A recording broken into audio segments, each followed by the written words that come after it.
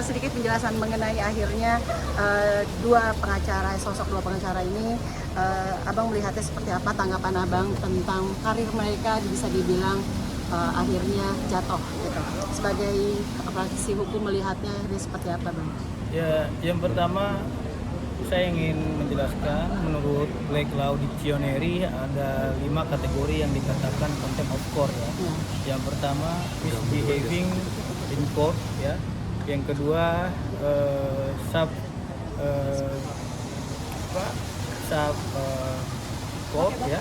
Terus selanjutnya itu ada perilaku yang menghina peradilan. Nah, saya kira perbuatan daripada teman-teman tadi harus terlebih dahulu dikaji lebih dalam lagi ya, apakah memang perbuatannya itu sudah melampaui kewenangan ataupun melampaui batas dalam ketentuan hukum acara pidana kita. Karena kita lihat sudah ada juga laporan polisi terhadap yang bersangkutan ya, yang dilaporkan oleh Ketua Pengadilan Negeri Jakarta Utara, sehingga ini menjadi persoalan yang sangat rumit sekali. Dasar penetapan yang dikeluarkan oleh Pengadilan Tinggi ya terhadap pembekuan advokat tersebut berdasarkan pemberhentian daripada organisasi advokat yang kita lihat. Nah, pemberhentian itu tentunya sebagaimana diatur di dalam Undang-Undang Nomor 18 Tahun 2003, tepatnya di Pasal 9 dan Pasal 10 Undang-Undang Advokat, bahwasanya advokat yang sudah diberhentikan dari organisasi advokat tidak dapat menjalankan profesinya sebagai advokat. Itu konsekuensi daripada pemberhentian dari organisasi advokat. Nah, terlepas masalahnya sudah pernah dilakukan sidang etik atau apa, itu internal daripada organisasinya. Saya tidak mencampur itu karena saya membahas produk yang telah dikeluarkan pada hari ini gitu.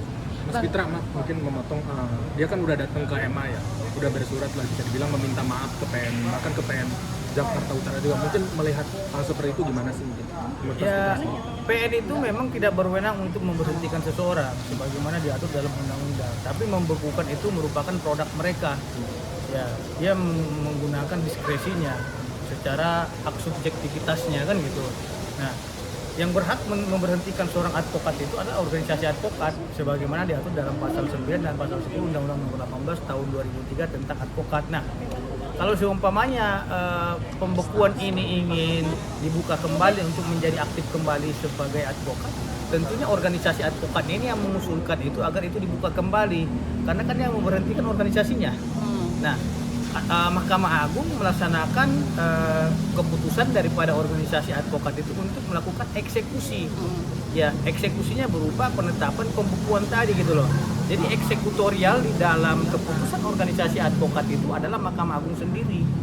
Karena organisasi advokat telah mengeluarkan keputusan berupa pemberhentian tadi gitu. Jadi maka dari itu, karena memang organisasinya menyurati Mahkamah Agung merespon dengan mengeluarkan penetapan pembekuan tadi. Karena konsekuensi daripada pemberhentian dari organisasi advokat itu diatur dalam Pasal 10 ayat 2-nya itu ya, bahwasanya advokat yang sudah diberhentikan dari organisasi advokat itu secara otomatis tidak dapat menjalankan profesi advokat lagi. Nah, makanya untuk tidak menjalankan profesi advokat adanya BAS di situ, berita acara sumpah. Makanya dibekukan oleh Mahkamah Agung seperti itu. Nah, tapi Abang melihat ketika akhirnya ini semua sudah terjadi, ketika nanti tanggal 20 apakah tetap akan berjalan kan Bang yang namanya sidang kembali gitu. Ketika Abang melihat dua sosok Rasman yang akhirnya sudah agak sedikit ibaratnya dari tinggi emosinya, akhirnya sudah ada Abang sendiri melihatnya seperti apa? Apakah ini salah satu akhirnya seorang Bang Rasman mengakui kesalahannya dengan sudah meminta maaf ke MA maupun ke tempat yang lain? Iya, saya kira kita apresiasi ya atas memang beliau menyatakan telah meminta maaf dan mengakui salah, itu wajib kita apresiasi dan kita hormati. Karena bagaimanapun juga lembaga peradilan harus dijunjung tinggi.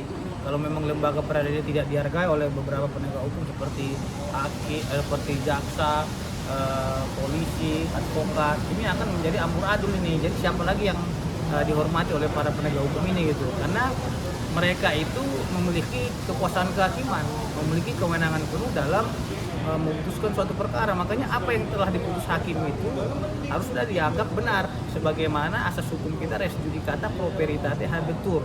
Jadi saya kira produk pengadilan itu harus dihormati apapun itu keputusan dari majelis hakim, karena kita juga berkomentar terkait dengan produk pengadilan itu sebagaimana menurut Black Law Dictionary itu, kalau kita mengarah kepada merendahkan martabat masuk dalam kategori contempt of court gitu. Oke Bang, berarti dua sosok orang pengacara ini bisa dibilang karirnya tamat. Dan karena dengan karirnya tamat ini, dengan basnya juga dibekukan, semuanya akhirnya tidak diberikan jalan lagi untuk, apakah dia tetap masih bisa mendampingi klien atau seperti apa Bang? Kalau memang itu sudah diberhentikan, konsekuensinya itu sebagaimana diatur dalam Undang-Undang Advokat pasal 10 ayat 2 tadi, tidak bisa lagi menjalankan profesinya sebagai advokat.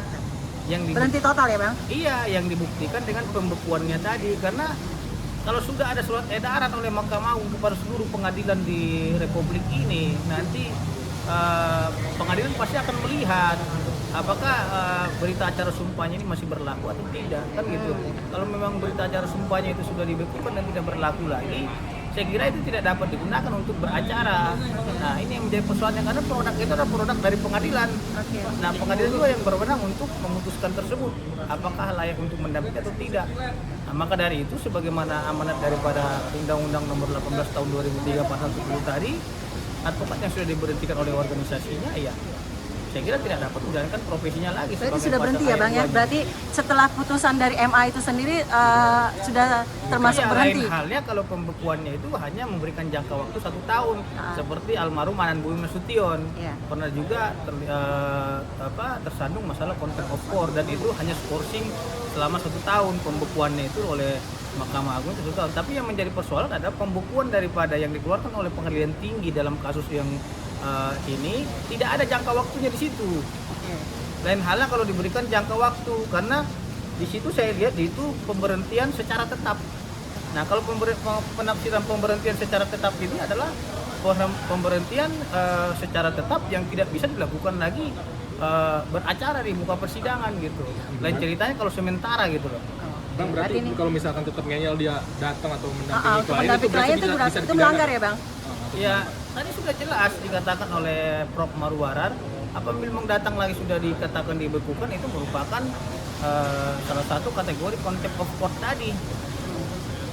Berarti penetapannya sudah betul-betul sudah tetap ya Bang, tidak ada lagi jangka waktu. Iya, kan berdasarkan pertimbangan daripada keputusan daripada pengadilan tinggi tadi, berdasarkan pemberhentian secara tetap dari Kongres Advokat Indonesia. Karena pemberhentian secara tetap dari Kongres Advokat Indonesia ini yang menjadi dasar dan rujukan oleh Mahkamah Agung untuk memberhentikannya, seperti itu.